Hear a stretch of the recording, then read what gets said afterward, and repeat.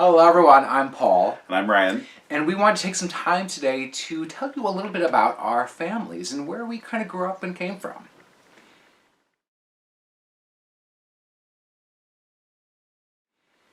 Do you want to start south of Minnesota? Oh, we can. Sure. I grew up in Iowa, in Cedar Falls, Iowa, which is in the northeast part. University of Northern Iowa is there. I went to school on the campus at a lab school since it's a big teacher's college. So that's why I came up to Minnesota for college, because I did not want to go on to college at the same campus that I went to school on from kindergarten through high school. Anyway, I loved growing up in Iowa, and my family had been in Iowa for a long time, but did have some Minnesota roots, so I went in the natural direction. When I was a kid, my parents actually met at the community theater, So your parents met at a theater. We met at a theater. Yes, continuing the grand love story. The vital importance of the arts, everyone. Well, true. Yeah. Yeah, so that was always a big part of my childhood. We had season tickets to the community playhouse. My dad was on the board. He was president of the board several times. He stopped acting when I was probably 5 or 6 was the last show he did. Was it Noises Off? It was Noises Off. Oh, yeah. Yeah. The first time they did that. So as a kid, I would always beg him to do theater because I was sad that he couldn't, but his job had him traveling all over the state. He was an architect, and his firm designed a lot of schools in Iowa, so he did a lot of traveling, and so he couldn't do theater. But we still went to the shows on the weekends. We went to church almost every Sunday at the Presbyterian church that my parents got married in and have been members of. I think my mom started when she moved to Waterloo in 1970. So they've been longtime members of that church. And also on the weekends, my parents were very involved in the community. They were both part of service organizations like Lions Club.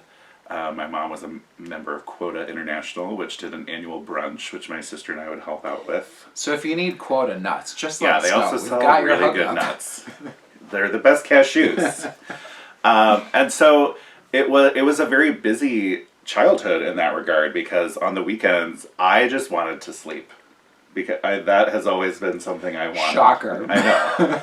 I wanted weekends I think as an adult, the reason that I'm so protective of weekends as a slow down and relax kind of time is because when I was a kid, it was still go, go, go, go, go.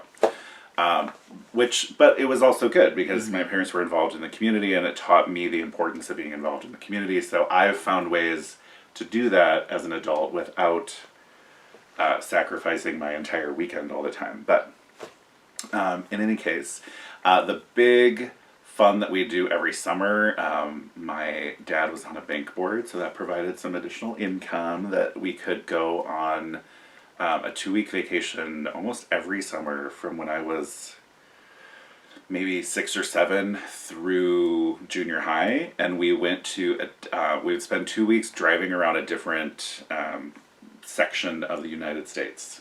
So one of my favorite vacations was when we did the Northwest Loop through Yellowstone and Glacier Park, which is still my favorite national park that we ever visited, and then up into the Canadian provinces. One time it was out to Washington, D.C. and seeing all of that, looping through the South, going to the World of Coke. I got some Hard Rock, because Coke is in Atlanta. The World of Coca-Cola in Atlanta, where it was far. Things you will learn every day. It was great. It was a great museum. So yeah, but as a result, as a child, I got to see a lot of the United States, and that is such a treasure to me, and something that although I'm not on a bank board, I would love to find a way for us to do that for our children, because I feel like I know the country we live in better because I've seen a lot of it as a child. So that's my family, I guess. That's my childhood. Picturing, is that where we're starting? Yeah, sure. I'm picturing the 4 of you in a car together for 2 weeks, and I feel like that was a lot going on. That was a lot. We had full-size vans when I was a small kid, so that was easier then. And my sister and I had little bins of activities, and that would be behind our seats. And then I remember my sister and I would do like a show in the car, and we'd use the lids from the bins as things, and we'd also grab the middle seat belt and use that as like a tour guide microphone as we drove Coming down up the road. on your left, the Exactly, Grand Canyon. because a lot of tours were like that. My mom would read out of the AAA guidebook about every city. Blowing my mind right now with the... She'd read every sign on the side of the freeway. But yeah, then we went from a full-size van. The summer we went down through Georgia and Florida and all of that. And I remember one day we drove from Sanibel Island to Florida, which is like Southwest Florida, all the way up to Montgomery or Birmingham, Alabama. One of those cities in Alabama. It was a 12-hour drive that day. And that was the year that my mom decided to trade in the full-size van for a Buick Park Avenue, which is like a four-door sedan. That was a cramped road trip for sure. Did you have the pillow fort in between you and your sister when there was fighting, like my brother and I did? No, we wouldn't do a pillow fort. My sister would put her feet in my lap a lot, which I remember not being a fan of. I don't care for feet in general. And there was always a time where my sister and I would get into a big fight, and my mom would be like, we're going to turn the car around. It was, without fail, that happened at least once in every vacation. My favorite memory from that trip, though, was my sister was old enough to be learning how to drive. And so she and my mom were in the front seat, and my dad and I were in the back seat. And again, this is a Buick Park Avenue. It was a nice-sized family car, but not a good-sized car to be going on that long a trip in. But anyway, my sister was driving, and my mom was the adult in the front seat. Reading her romance novels. No, she didn't get into that until I was learning to drive. And so we got into a really heavy rainstorm, like one of the where it's just pouring rain. It's just like sheets of water. And of course my sister was learning to drive, so she was very tense. I mean, I'm tense driving in that now as an adult. So I totally get why my sister was like, I don't want to be driving in this.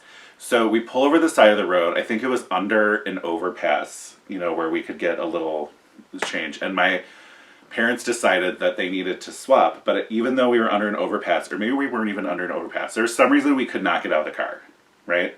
So my sister and my mom switched places in the front seat of the Buick so that my mom could drive. All are getting a and my visual dad of and I this. just watched from the back seat laughing our butts off. So there were a lot of good memories from those vacations. And I would always, every year in school, then how you'd be given writing assignments, like what you did on your summer. Like every year, my first writing assignment was always writing about our summer vacation. Right. And all the adventures that came with it. The other story I will tell from when we went up on the Northwest Loop I was talking about, we were in Canada and we stopped at a A&W root beer float stand, although it was indoor seating. And my mom... This is a classic family story.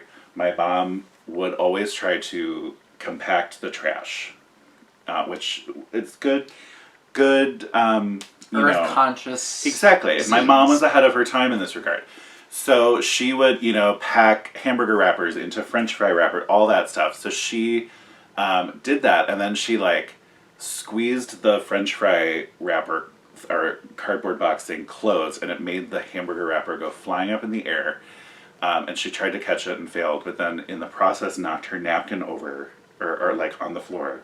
And instead of getting up and getting the napkin, she just leaned over in her chair to try to reach the napkin on the floor, and ended up falling on the floor of this A&W restaurant. Which I laughed, but then my dad and sister were mortified. So we all just basically abandoned my mom in this A&W. That's funny. Right, while she picked herself up from the floor. Yeah, she was younger. If that happened with my mom now, that would not be funny. But at the time when we were kids, it was funny. Yeah. So we have a lot of good memories. That was also the time where my sister went running to a restroom when we were in Glacier Park. She's going to love this part of the video. No, well, yes, because it's a funny story. It's not about her going to the restroom. She was running to the restroom because she needed to use the restroom. Yeah. And we were in Glacier Park, where even though there's glaciers and snow and everything, you're still in summer clothes. And so we just see my sister like running, and then poof, she just disappears because she like fell in the snow running to the restroom. So yeah, and I still remember that. I mean, I was what? I don't know how long ago that would have been. As we discussed in the last video, though, your memory is memories, wicked. Yeah. Mine is not. Yes. But also because I have such memorable memories. Yes. They're such good memories, that's why I remember them.